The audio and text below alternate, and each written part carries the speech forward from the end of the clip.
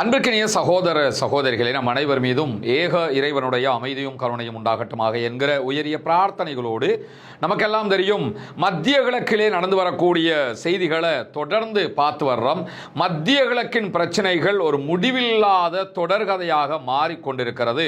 தொடர்ந்து லெபனான் மீது இஸ்ரேலிய ஆக்கிரமிப்பு ராணுவம் தாக்குதல்களை நடத்தி வருகிறது.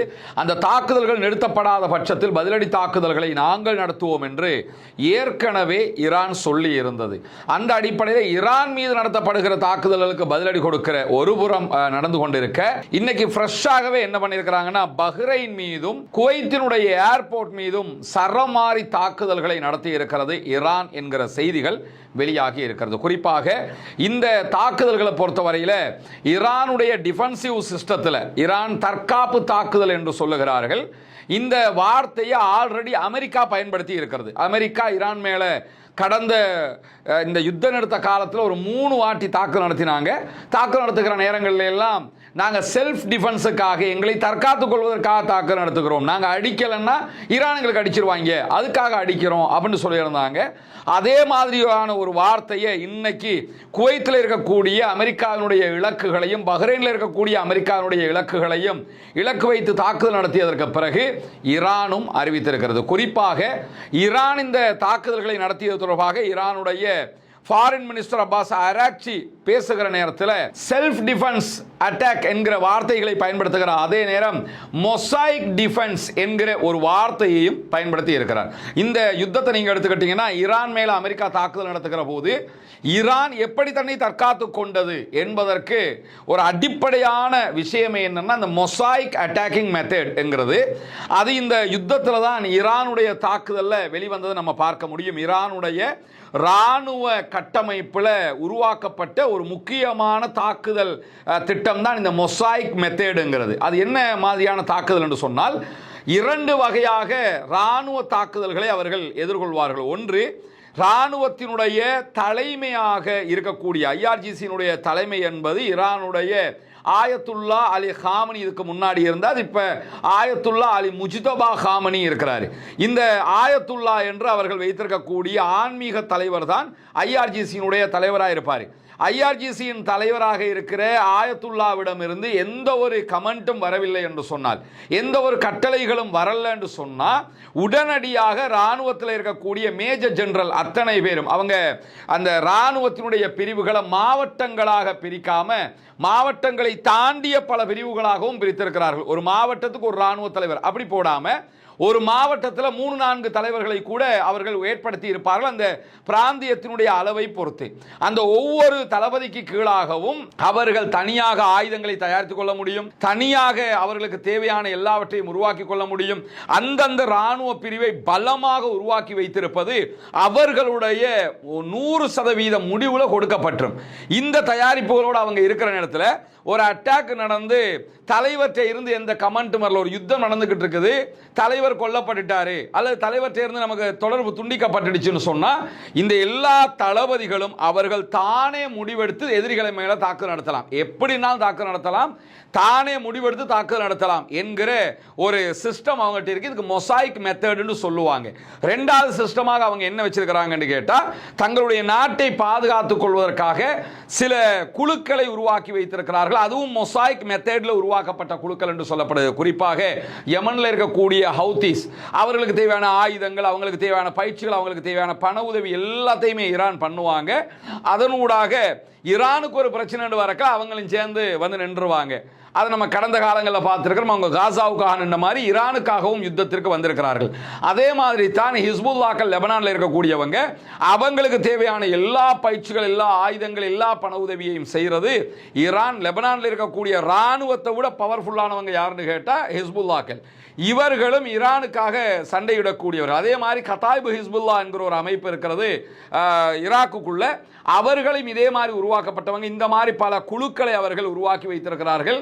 கண்ணுக்கு தெரியாத ஹிடன்லி இருந்து செயல்படக்கூடிய, தலைமறைவாக இருந்து செயல்படக்கூடிய லட்சக்கணக்கான ஒற்றர்கள் ஈரானுடைய ஐஆர்ஜிசி கீழே பல நாடுகளிலும் இருப்பதாக சொல்லப்படுது. இதெல்லாமே இந்த மொசைக் சிஸ்டத்துக்கு கீழே கொண்டு வருவாங்க. அதை தாண்டி ஒரு யுத்தம் நடந்து ஒரு சமாதான காலகட்டமாக இருக்கிற இந்த நேரத்திலையும் தன்னுடைய நாட்டின் மீதும் தன்னுடைய நாட்டுக்கு ஆதரவாக இருக்கக்கூடிய ஹிஸ்புல்லாக்கள் மீதும் தாக்குதல்கள் நடத்தப்படுகிற நேரத்தில் அந்த தாக்குதல்களை நிறுத்துமாறு பலமுறை ஈரான் சொல்லியும் அவர்கள் கேட்காத சூழல்ல அவர்களுக்கு எதிரான தாக்குதல்களை தற்போது ஈரான் நடத்துகிறது. அதற்கு மொசாய்க் மெத்தட் அட்டாக்னு தான் அவங்க சொல்றாங்க. அதுக்கான காரணம் என்னன்னு கேட்டா, நேரடியாக அமெரிக்காவினுடைய கப்பலை தாக்குவது என்பது ஒரு விதம். அதை தாண்டி அமெரிக்காவுக்கு ஆதரவாக இருக்கக்கூடிய அமெரிக்காவினுடைய இராணுவ தளங்கள், அமெரிக்காவுக்கு ஆதரவானவர்களுடைய இராணுவ தளங்கள், இவற்றை தாக்குவது. இதை தாக்கும் போதும் எப்படி அமெரிக்கா நேரடியாக ஈரானை தாக்காம இஸ்ரேலை விட்டு லெபனானை தாக்குறானோ, அது மாதிரி ஈரான் நேரடியாக அமெரிக்காவுடைய கப்பலை தாக்காம நேரடியாக என்ன பண்றாங்கன்னு கேட்டா, குவைத்திலையும் பஹ்ரைன்லையும் இருக்கக்கூடிய அமெரிக்காவினுடைய தளங்கள் மீது தாக்குதல்களை நடத்தி இருக்கிறார்கள். இப்படி ஈரானுடைய இந்த ராணுவ கட்டமைப்பு என்பது பல விதங்கள் நமக்கு பார்த்தா ஒரு இடியாப்ப சிக்கல் மாதிரி தெரியும். ஆனா அவங்களுக்கு அது தெளிவா தெரியும். இது இப்படித்தான் போய்கிட்டு இருக்குதுங்கிற தெளிவா தெரியும். அந்த அடிப்படையில் தான் இன்றைக்கு இந்த தாக்குதல்கள் நடத்தப்பட்டிருக்கிறது. குறிப்பாக இன்றைக்கு இஸ்ரேலிய பிரதமர் பெஞ்சமின் நெதன்யாகு ஊடகங்களுக்கு பேட்டிகளை கொடுத்திருக்கிறார். சிஎன்பிசிக்கு அவர் அளித்திருக்கக்கூடிய ஒரு பேட்டி வெளியாகி இருக்கிறது. அதுல ஈரான்ல தாக்குதல்கள் முடிந்து விட்டதா என்று கேட்கும்போது, இல்லை, ஈரான்ல தாக்குதல்கள் முடிவுக்கு வரவில்லை. ஈரான் மீதான அமெரிக்க இஸ்ரேலிய போர் இன்னும் முடியல, தேவைப்பட்டால் அது தொடரும். எந்த அளவுக்கு சொன்னா, 2 நாட்களுக்கு ஒரு முறை நான் ட்ரம்போட பேசிக்கிட்டு இருக்கிறேன். அது மட்டும் இல்லாம தெஹ்ரான் ஆல்ரெடி பலவீனப்படுத்தப்பட்டிருக்குது. தேவை என்று சொன்னால் எங்களுடைய ராணுவம், இஸ்ரேலுடைய ஆக்கிரமிப்பு ராணுவம், அமெரிக்காவுடைய படைகளும் ஈரான் மீதான தாக்குதல்களை தொடரும். பதற்றத்தை அதிகரிக்கிறதா வேண்டாமாங்கிறத அமெரிக்க அதிபர் டொனால்ட் ட்ரம்ப் தான் தீர்மானிக்கணும்.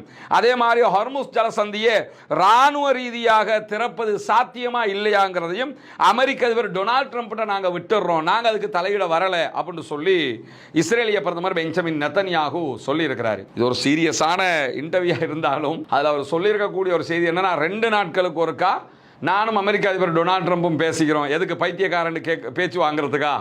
ஒவ்வொரு நாளும் கால் பண்ணாலே அந்த பைத்தியக்காரன், நீ ஒரு கிறுக்கன்னு திட்டுற அளவுக்கு ஆயிடுச்சு. இதே நேரம் அமெரிக்க அதிபர் டொனால்ட் ட்ரம்ப் ஒரு இன்டர்வியூ கொடுத்துருக்கிறாரு நியூயார்க் டைம்ஸுக்கு, ஒரு பாட்காஸ்ட் நிகழ்ச்சி. அது அந்த நிகழ்ச்சியில் கேட்குறாங்க, என்ன நேற்று இப்படி நெதன்யாகுவை போட்டு வாரி விட்டீங்களாமே, மென்டல்லாம் திட்டிங்களாமே என்று கேட்கும்போது, ஆமாம் நான் திட்டத்தான் செய்கிறேன், திட்டத்தானே வேணும், திட்டாமல் நான் சொல்கிறது கேட்கணும்ல என்று சொல்லி வெளிப்படையாகவே நான் திட்டினது உண்மைதான்னு அந்த ஆளும் சொல்லிட்டாரு. இந்த ஆளு என்னடாண்டா 2 நாளுக்கு ஒருக்கா அமெரிக்க அதிபர் என்னோட பேசுவார், பேசி கால் பண்ணி கெஞ்சுவாரா, கால் பண்ணி உனக்கு திட்டுவாருப்பா. அதனால தான் அந்த ஆளும் கோவப்பட்டு என்ன சொல்கிறாருன்னு கேட்டால், அந்த ஹொர்முஸ் ஜலசந்தியை திறக்கிறது இராணுவ ரீதியாக சாத்தியமா இல்லையாங்கிறத நாங்கள் ட்ரம்ப்கிட்டே கொடுத்துட்றோம். ஏன்னா நீங்கள் ராணுவத்தை எவ்வளோ குவிச்சு வச்சாலும் அங்கே திறக்க முடியாது, ஈரான்காரன் திறந்தா தான் உண்டு.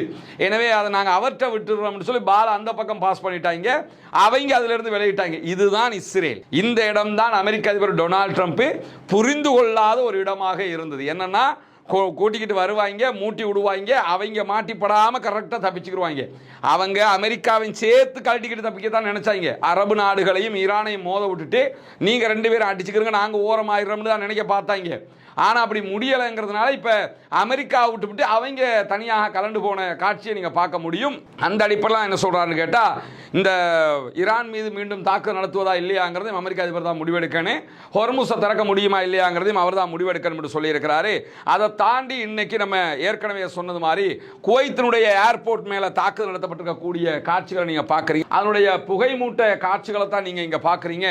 மிக கடுமையான தாக்குதல். குறிப்பாக ஈரான் மீதான அமெரிக்காவினுடைய தாக்குதல்கள் ஆரம்பித்த அந்த பிப்ரவரி 28 முதல் 2 நாட்கள் இருக்குதா இல்லையா, அந்த நேரத்தில் ஈரான் எப்படி அமெரிக்காவினுடைய தளங்கள் மீது உச்சகட்ட தாக்குதல்களை நடத்தினார்களோ அதே பலத்தோடு அதே அளவுக்கு தாக்குதல்களை தற்போது குவைத் மேலையும் பஹ்ரைன் மேலையும் அவங்க நடத்தி இருக்கிறாங்க. அல் ஜசீரா இதை பற்றி விவரிக்கிற போதே என்ன சொல்றாங்கன்னு கேட்டா, நாம் கண்டிராத ரொம்ப தீவிரமான ஒரே இரவில் நடத்தப்பட்ட ஒரு பாரிய தாக்குதலாக இதை நம்ம பார்க்க முடிகிறது அப்படின்னு சொல்லியிருக்கிறாங்க. போர் நிறுத்தம் அமலுக்கு வருவதற்கு முன்பதாக குவைத் மேலே இதே மாதிரி ஒரு தாக்குதல் நடத்தப்பட்டது. அதே மாதிரி யுத்தம் ஆரம்பித்ததோட குவைத் மேலே இதே மாதிரி தாக்குதல் நடத்தப்பட்டது. இந்த 2 கட்டங்களை தாண்டி 3வது கட்டமாக இந்த தாக்குதல்கள் நடத்தப்பட்டிருக்கிறது அப்படின்னு சொல்லிட்டு ஈரான்ல இருந்து குவைத் மேலே 13 பாலிஸ்டிக் மிசைல் தாக்குதல்கள் நடத்தப்பட்டிருக்கு. 13 பாலிஸ்டிக் மிசைல் தாக்குதல் நடத்தி இருக்கிறாங்க. 17 ஆளில்லா விமான தாக்குதல்கள் ஒரே நேரத்தில் கிட்டத்தட்ட 30 தாக்குதல்கள் நடத்தப்பட்டிருக்கிறது குவைத் மேல. இந்த எண்ணிக்கைகள் பிப்ரவரியில யுத்தத்தினுடைய ஆரம்ப நாட்களை நினைவூட்டுகிறது அப்படின்னு சொல்லி அல் ஜசீரா இதை விவரிப்பதை நம்ம பார்க்க முடியும். குவைத் விமான நிலையத்தின் மீதான தாக்குதல்கள்ல 63 பேர் படுகாயம் அடைந்திருக்கிறார்கள் என்று சொல்லி குவைத்தினுடைய சுகாதார அமைச்சகம் சொல்லக்கூடிய காட்சிகளையும் நம்ம காண முடிகிறது. இதை தாண்டி ஈரானோடு தொடர்புடைய ஹந்தலா ஹேக்கர்ஸ் குழு இன்றைக்கு விடுத்திருக்க அறிவிப்புல என்ன சொல்றாங்கன்னு கேட்டா, எந்தெந்த இடங்களை அமெரிக்காவுடைய தளங்களாக தாக்குதல் நடத்தணும்னு சொல்லி அந்த லிஸ்ட்டை நாங்கள் தான் ஐஆர்ஜிசி கொடுத்திருக்கிறோம்ங்கறாங்க. ஐஆர்ஜிசியினுடைய ஹேக்கர்ஸ் குழு, அதாவது முழுவதுமாக அமெரிக்காவினுடைய இஸ்ரேலுடைய கணினிகளை முடக்குகிற அவர்களுடைய செயல்பாடுகளை இணையதள ரீதியாக டீப்பாக டார்க் வெப் ரீதியாக சென்று தரவுகளை எடுக்கக்கூடிய ஒரு துல்லியமான தொழில்நுட்ப குழு தான் இந்த ஹந்தலா என்கிற குழு. பாலஸ்தீன குழு ஒன்றினுடைய பெயரை வைத்துத்தான் இவர்கள் செயல்பட்டு வருகிறார்கள்.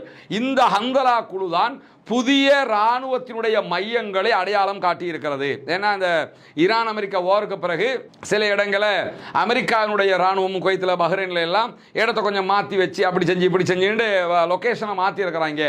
அந்த மாற்றப்பட்ட கரெக்டான லொகேஷனை ஐஆர்ஜிசிக்கு மிக துல்லியமாக எடுத்து கொடுத்தது ஹந்தலா என்கிற இந்த தரவு குழு தான் என்று சொல்லி தஸ்னீம் நியூஸ் ஏஜென்சி இன்றைக்கு எடுத்திருக்கக்கூடிய செய்திகளை பார்க்க முடியும். இப்படியான சூழலில் தான் அமெரிக்க அதிபர் டொனால்ட் ட்ரம்ப் இன்றைய தினம் நியூயார்க் டைம்ஸினுடைய பாட்காஸ்ட் நிகழ்ச்சியில் கலந்து கொண்டு பேசியிருக்கிறாரு. பேசும்போது அவரிடத்தில் பல கேள்விகள் கேட்கப்படுகிறது. அந்த நேரத்தில் அவர் என்ன சொல்றாருன்னு கேட்டால், நான் மட்டும் இல்லை என்று சொன்னால் இப்போ இஸ்ரேலுங்கிற ஒரு நாடே இருக்காது. ஏன்னா அந்த அளவுக்கு பலத்தோடு ஈரான் இருந்தது. ஈரானுடைய பலத்துக்கு இஸ்ரேல் தாக்குப்பிடிக்க முடியாதுங்கிறத மிக தெளிவாக இன்றைக்கு அமெரிக்க அதிபர் டொனால்ட் ட்ரம்ப் சொல்லி இருக்கிறாரு. அது மட்டும் இல்லாமல் நமக்கு தெரியும், இஸ்ரேல்காரங்க இதனால தான் அமெரிக்காவை இழுத்துக்கிட்டே யுத்தத்துக்கு போனாங்க. ஏன்னா அவங்களால தனியாக நின்று ஈரானை சமாளிக்க முடியாதுங்கிற அளவுக்கு ஈரானுடைய பலம் அபூர்வமானது. அதனால தான் இந்த யுத்தத்திலேயே அவங்க ஜெயிச்சிருக்கிறாங்க ஈரான்கார. இப்படியான சூழலில் தான் ஈரானுடனான யுத்தத்தை நீங்க தொடங்கணும்னு எனக்கு நெத்தனியாகு தான் அழுத்தம் கொடுத்தாரு, அல்லது நெத்தனியாகு தான் தூண்டி விட்டார் என்று சொல்றதெல்லாம் போய் நானே தான் தாக்குதல் நடத்தினேன் அப்படிங்கிறாரு. உலகம் முழுக்க தெரியும் இந்த ஆளு தான் தூண்டி விட்டு இந்த ஆள் வந்து மாட்டிக்கிட்டாருன்னு. அதை மறைக்கிறதுக்கு இப்போ அந்த ஆளை இல்லை நானே தான் வந்து எல்லாம் செஞ்சேன் அப்படின்னு குழந்தை பிள்ளை மாதிரி ஒவ்வொரு இடத்துலையும் லாலிபாப்புக்கு சண்டை பிடிக்கிற மாதிரி சொல்லிக்கிட்டு தெரியக்கூடிய சூழல்ல திடீர்னு ஒரு அற்புதமான கேள்வியை நியூயார்க் டைம்ஸினுடைய ஆட்கள் கேட்டாங்க. என்ன கேள்வின்னு கேட்டா, அது எப்படி இப்போ என்ன பேசுறீங்க, இன்னும் கொஞ்சம் நேரத்தில் அடுத்து அதை அப்படியே மாற்றி பேசுறீங்க, உங்ககிட்ட ஒரு நிலையான நிலைப்பாடு இல்லையே, அப்படி மாற்றி மாற்றி மாற்றி மாற்றி பேசுறீங்களே என்னும்போது, அதுதான் என்னுடைய இயற்கை குணம் அப்படிங்கிறாரு. எல்லாரும் என்ன சொல்லுவாங்க, இல்லை நான் மாற்றி எல்லாம் பேசலை அப்படி இப்படின்னு விளக்கம் ஏதாவது சொல்லுவாங்க. இந்த ஆள் என்ன சொல்றான்னா, மாற்றி மாற்றி பேசுறது தான் என் இயற்கை குணமே, நான் அப்படித்தான் உளருவேன், நான் அப்படித்தான் மாற்றி மாற்றி பேசுவேன், என்னுடைய இயற்கை குணம் இதுதான் சொல்லி அமெரிக்க அதிபர் டொனால்ட் ட்ரம்ப் இன்றைக்கு அந்த பாட்காஸ்ட் நிகழ்ச்சியில் சொல்றது மட்டுமல்லாமல் அதுக்கு ஒரு விளக்கமும் என்ன சொல்றாருன்னு கேட்டால், இப்போ நீங்கள் கேள்வி கேட்குறீங்க, இப்போ நான் உங்களுக்கு அந்த கேள்விக்கு ஒரு பதில் சொல்லுவேன், சொன்னதுக்கு பிறகு இங்கேருந்து கிளம்பி ஓவல் அலுவலகத்துக்கு போவேன். வெள்ளை மாளிகையில் அவருடைய அலுவலகத்துக்கு பேர் ஓவல் அலுவலகம்னு சொல்லுவாங்க. அந்த ஓவல் அலுவலகத்துக்கு போவேன். ஒரு 20 நிமிஷத்துக்குள்ள இங்கேருந்து கிளம்பி ஓவல் அலுவலகத்துக்கு போயிடுவேன். அங்கே போய் பார்த்தா நீங்கள் கேட்ட கேள்விக்கு நான் சொன்ன பதில் பில மாதிரி தோணும். எனவே அங்கே என்ன செய்ய வேண்டிய கேட்டால் அதுக்கு மாற்றமான வேற பதிலை சொல்லுவேன்.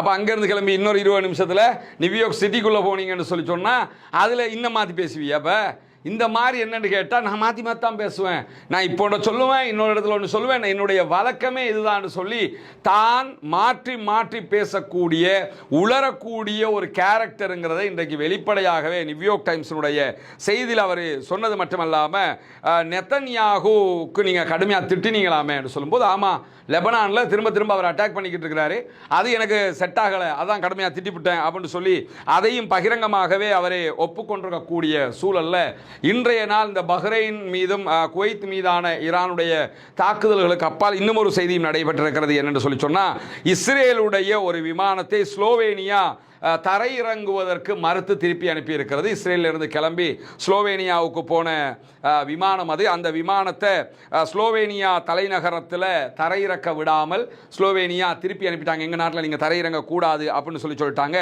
அதுக்கு பதிலாக குறித்த விமானம் குரோஷியாவில் சென்று தரையிறக்கப்பட்டது என்கிற செய்திகளும் வெளியாகி இருக்கிறது. இப்படி பல நாடுகளும் இஸ்ரேல் மீதான தன்னுடைய எதிர்ப்பை காட்டிக்கொண்டே இருக்கிறார்கள்.